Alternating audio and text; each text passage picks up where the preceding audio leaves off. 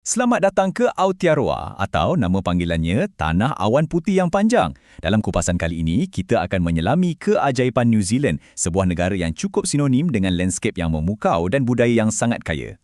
Jadi, bila kita sebut New Zealand, apa sebenarnya yang terlintas kat fikiran kita kan? Adakah ia cuma tentang pemandangan yang cantik semata-mata? Atau ada sesuatu yang lebih mendalam lagi? Mungkin ia landscape-nya yang dramatik tu, macam pegunungan Alps Selatan yang gah berdiri, seolah-olah macam tulang belakang gergasi untuk Pulau Selatan. Atau mungkin ia adalah semangat orang Maori itu sendiri. Warisan purba yang masih hidup, masih bernafas dan dapat dirasai di setiap pelosok negara. Dan mestilah kita tak boleh lupa reputasinya sebagai taman permainan pengembaraan dunia, tempat untuk aktiviti-aktiviti yang betul-betul menguji adrenalin. Jom, kita bongkar semua ini sama-sama. Okey, ini pelan perjalanan kita. Kita akan mulakan dengan melihat daratannya yang dibentuk oleh alam, kemudian kita akan kenal-kenal dengan bangsanya yang dipanggil Kiwi, fahamkan macam mana negara ini berfungsi, dan akhir sekali, kita terjah syurga pengembaraannya. Baik, untuk bahagian pertama, kita akan kaji geografi fizikal negara ni yang memang luar biasa. Satu lanskap yang ditempa oleh kuasa alam selama berjuta-juta tahun. Okey, jom kita letakkan New Zealand atas peta dunia dulu. Ia terpencil sikit di Pasifik Selatan dengan jiran terdekatnya, Australia, dipisahkan oleh Laut Tasman. Negara ni terdiri daripada dua pulau utama, Pulau Utara dan Pulau Selatan, dan masing-masing ada karakter yang sangat berbeza. Skala landscape dia memang mengagumkan. Cuba bayangkan, berdiri di kaki Gunung Cook, puncaknya lebih 3,700 meter tinggi. Atau menyusuri sungai Waikato, sungai terpanjangnya yang mengalir sejauh 425 km. Memang epik. Dan geografi kat sini bukan sekadar untuk pemandangan tau, ia betul-betul membentuk cuaca. Pegunungan Alps Selatan tu bertindak macam benteng semula jadi. Dia perangkap semua hujan lebat di pantai barat, menjadikan kawasan tu subur menghijau. Manakala pantai timur pula duduk dalam lindungan hujan, jadi iklimnya lebih kering.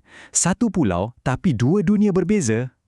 Okey, kita dah faham sikit pasal tanah yang dramatik tu. Sekarang, jom kita kenali pula orang-orang yang tinggal di sini. Bangsa yang mesra dikenali di seluruh dunia sebagai Kiwis.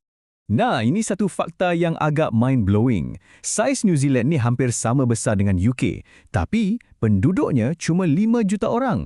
Maksudnya, ada banyak sangat ruang untuk diterokai. Tak heranlah ia antara negara maju yang paling kurang padat penduduknya di dunia. Masyarakat Kiwi ni sebenarnya cerminan sejarahnya yang berwarna-warni. Majoritinya memang berketurunan Eropah, tapi warisan Maori itu sentiasa jadi nadi dan identiti negara. Campur pula dengan komuniti Asia dan Kepulauan Pasifik yang makin berkembang, ia betul-betul sebuah negara majmuk yang moden. Kalau kita tengok struktur umurnya, jelas nampak yang tenaga penggerak utama negara ni datang daripada penduduk usia bekerja. Mereka ni merangkumi hampir 2/3 populasi. Merekalah enjin yang memacu ekonomi dan inovasi di New Zealand. Okey, yang ni pula agak ironik sikit. Walaupun imej New Zealand ni selalu dikaitkan dengan padang ragut yang luas dan gunung ganang, hakikatnya hampir 9 daripada 10 orang Kiwi sebenarnya tinggal di bandar. Kehidupan seharian mereka banyak tertumpu di pusat bandar macam Auckland dan Wellington. Sekarang, mari kita selami pula sistem dan nilai-nilai yang membentuk kehidupan di New Zealand, daripada politik sampailah ke kepercayaan peribadi penduduknya. Di Wellington, ibu negara yang cantik dan berangin, di situlah letaknya pusat pentadbiran New Zealand. Negara ini mengamalkan sistem demokrasi berparlimen yang sangat stabil, di mana rakyatlah yang memilih wakil mereka untuk menggubal undang-undang. Dari segi kepercayaan pula, New Zealand ni boleh dikatakan sebuah masyarakat yang sangat sekular. Hampir separuh penduduknya tak mengaitkan diri dengan mana-mana agama. Ini mencerminkan pendekatan yang sangat terbuka dan progresif dalam budaya modennya.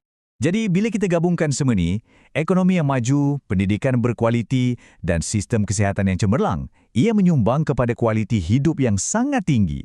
Hasilnya, purata jangka hayat penduduknya mencecah 82 tahun, antara yang tertinggi di dunia. Hebat kan?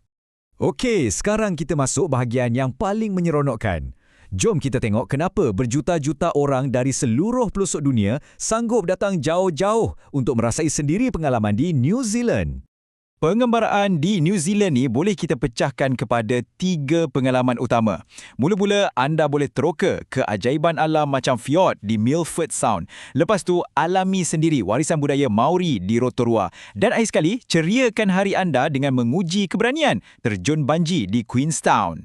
Dan pengembaraan ni bukan sekadar tentang pemandangan je. Ia juga tentang merasai keenakan daging biri-biri yang terkenal, mengagumi seni ukiran Maori yang halus dan sudah tentu melawat dunia fantasi di set filem Hobbiton. Memang satu pengalaman yang lengkap. Jadi kesimpulannya, apa yang kita temui? New Zealand ni sebuah negara yang penuh dengan kontras yang menarik. Alam semula jadinya yang liar bertemu dengan masyarakat moden yang pelbagai. Dan semuanya disemarakkan lagi oleh semangat pengembaraan yang tak pernah padam. Ini membawa kita kepada satu persoalan terakhir untuk difikirkan bersama. Sebagai sebuah negara yang dibina atas keindahan alam dan dibentuk oleh pelbagai gelombang penghijrahan, macam mana New Zealand akan mengimbangi pemeliharaan dan kemajuan pada masa hadapan? Apa agaknya bab seterusnya yang menanti Aotearoa?